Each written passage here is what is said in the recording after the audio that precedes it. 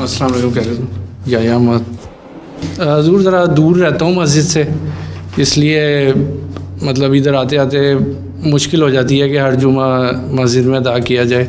चलो एक जुमा छोड़ के पढ़ लिया करो। तो हजूर वही क्वेश्चन है कि उस घर में नमाज़ पढ़ सकते हैं अहलिया के साथ? नहीं, घर में जुमा की नमाज़ नहीं पढ़ सकते, घर में ज़ोहर की नमाज़ ही पढ़ सकते हैं अगर अकेले हैं तो।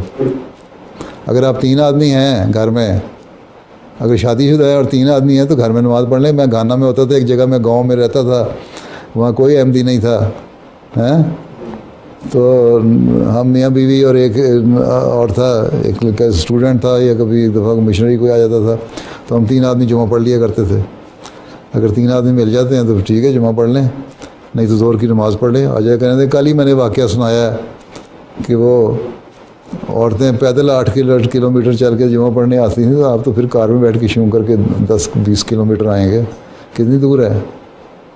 120 किलोमीटर है तकरीबन। 120 किलोमीटर चले, कितना अफोर्ड कर सकते हैं? महीने में 2 जुमे तो पढ़ सकते हैं ना। एक दफ़ा तो हजूर आ सकता हूँ। हाँ जी, एक दफ़ा तो कोई नहीं, एक दफ़ा अपनी मर्ज़ी से आ जाए, एक दफ़ा अल्लाह को राज़ी करने के लिए आ जाए।